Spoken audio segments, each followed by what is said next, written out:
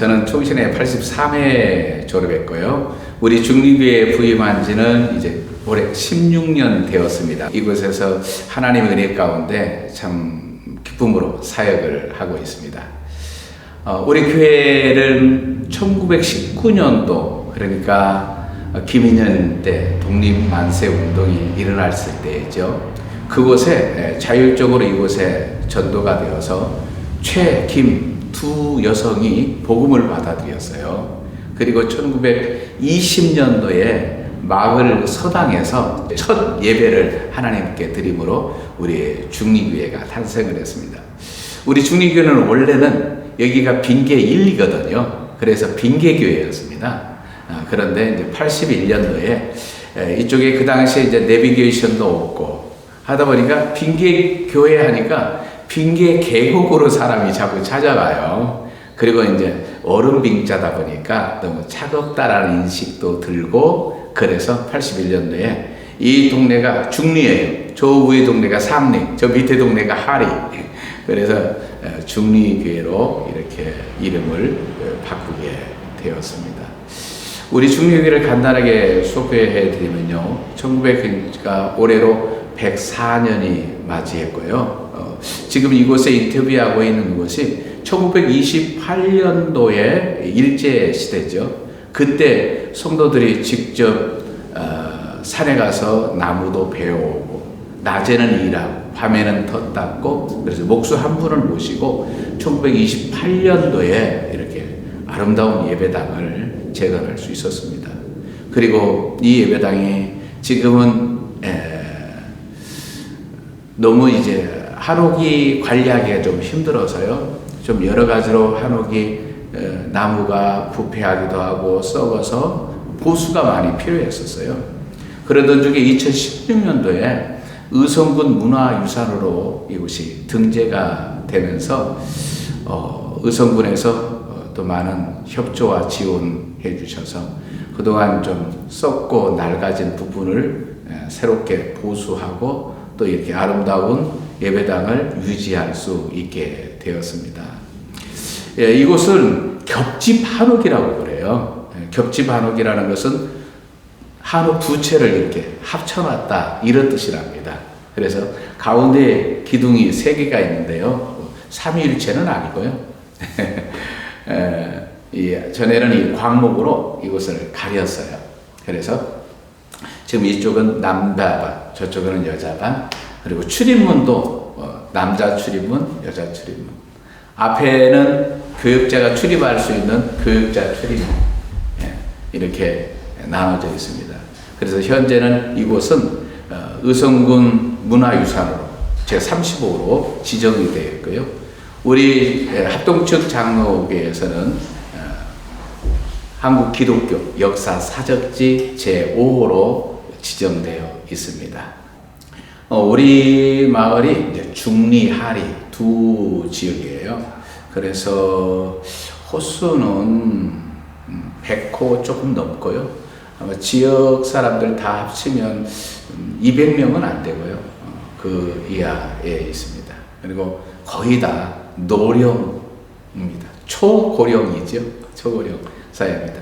그리고 이곳에는 이제 다문화 가정이 좀 있어요. 다문화 가정이 있어서 지금 우리 주일학교 아이들이 모두 10명이었었는데 안타깝게도 이번 코로나 때문에 좀 50%는 떨어지고 지금 절반은 아이들이 아주 잘 나와서 하나님 말씀도 배우고 하나님 섬기고 또 잘 성장하여서, 저들이 사실 어렸을 때 유치원 때부터 나오던 아이들이거든요. 근데 감사하게도 이번에 저들이 다 학습 세례까지 받게 되었습니다. 우리 권중하 전도사님은 우리 중리교회의 4대 교육자입니다. 대구 동산병원에서 권소로 활동하시면서 이 지역에 하나님의 거룩한 복음을 전하셨습니다. 그리고 1938년 8월에 경북노예에서 정식으로 이 춘산 지역 중리교회를 비롯하여서 5개 지역에 파송을 받았습니다. 그때에 우리 노예에서는 신사참배를 가결했지요. 그때 전수사님이 이곳에 파송을 받아서 이곳에서 하나님의 거룩한 복음을 전하면서 신사에 무릎 꿇지 아니하고 하나님을 온전히 사랑하며 섬겼습니다. 하지만 우리 전수사님은 대구 경북 지역에 신사참배를 반대에다가 순교하신 유일하신 분임에도 불구하고 77년 동안은 감추어져 있었습니다. 2016년도에 우리 총회에서 순교자로 지정을 받았습니다. 우리 전수사님은 우리에게 사나 죽으나 우리가 주의 것이로다 라는 그 말씀처럼 이러한 삶을 사셨습니다. 1937년도에 이곳에 부임하셔서 1938년도에는 신사참배에 대한 엄청난 강요와 핍박이 있을 때였습니다. 그때 우리 전수사님은 1년 동안 감옥 의성경찰서에 수감과 출소를 반복했습니다. 신사참배를 강요하면서 당하는 그 고통과 그 수모는 엄청났습니다. 의성경찰서는 고문 기술자가 있었습니다. 엄청난 그 고문 속에서도 정말로 끝까지 무엇이 진리이고 무엇이 옳은가를 우리에게 보여주신 분이 바로 권중하 전수사님이십니다. 그 당시에 당회장 목사님이 오셔서 이보게 전수사님,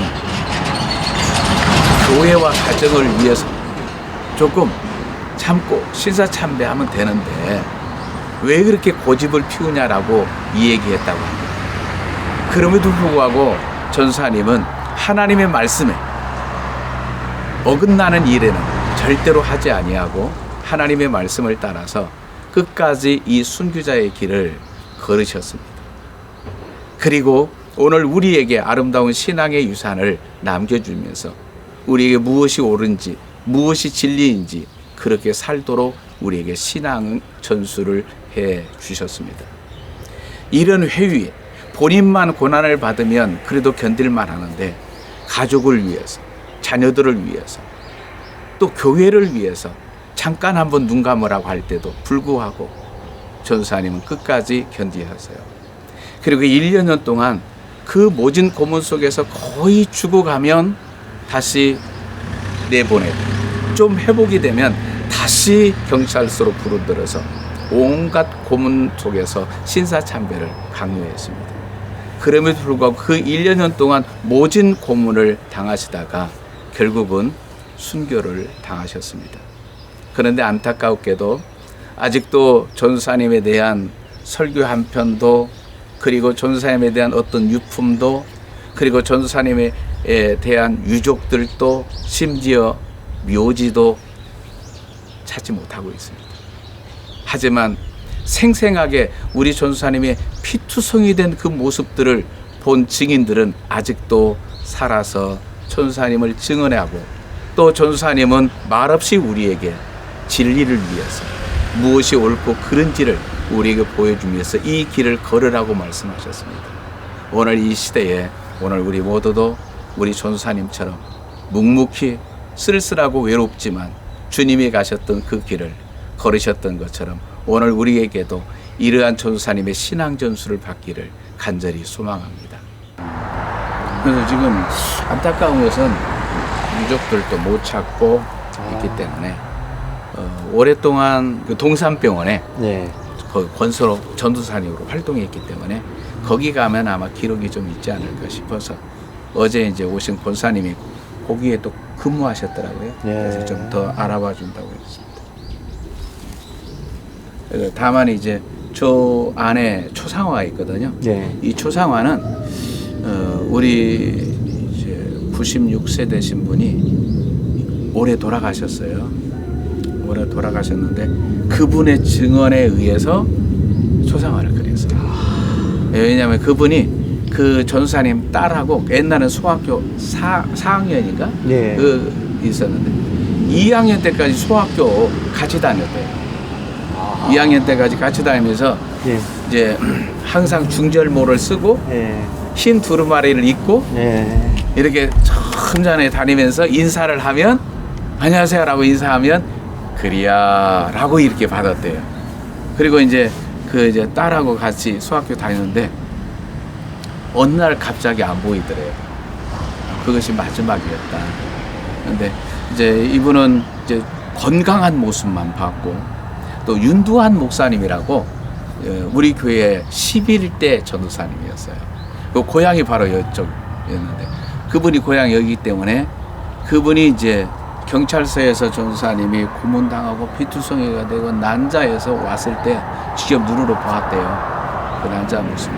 그리고 굉장히 키도 크고 저 건장한 체격이었는데, 마지막에 그 경찰서에서 나올 때는 너무 피골이 상정해서 완전히 피투성이 돼가지고 그 모습을 보고 울지 않았던 사람이었거든요.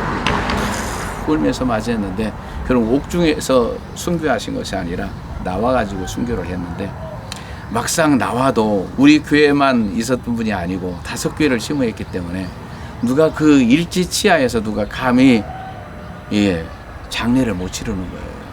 근데 의성교회 오상진 장로님이라고, 그분도 동산도 권소로 같이 있었던 거예요. 그분이 자기 고향인 상주에다가 장례를 치렀어요. 근데 묘지는 못 찾고 있습니다. 그래서 참 귀하신 분. 여기 이제 이 건물이 한국 기독교 역사 사적지 제5호입니다. 이 건물이 기독교적인 가치가 있다. 그래서 왜냐하면 옛날에 그 신앙생활하던 그 모습들이 그대로 있기 때문에 이 건물이 역사 사적지고요. 그다음에 이제 우리 권주가 조사님이 순교하신 것을 기리기 위해서 우리 중리교회뿐만 아니라 전사님이 사역을 했던 5교회가 동시에 한국 기독교 순교자 사적지 제4호로 그렇게 지정이 됐습니다. 네. 그래서 이제 우리 교회가 대한민국에 역사 사적지하고 순교 사적지하고 동시에 지정된 교회는 없었어요. 근데 얼마 전에 또 생겼습니다. 김제에 역사 사적지하고 순교자 사적지에 동시에 지정된 교회가 대창교회인가요? 거기에 생겼어요. 그 대신 이제 우리는 또 이제 의성국 문화유산까지 기등록이 되어 있으니까 아마 대한민국에서 유일하다고 봐야죠. 2020년도가 우리 충일교회 100년을 맞이했어요. 그래서 지금까지도 하나님께서 이곳에 역사해 주셨는데, 우리의 중심은 오직 예수다. 우리의 가슴에는 예수님의 피가 흐르고 예수님의 피로 세워진 교회.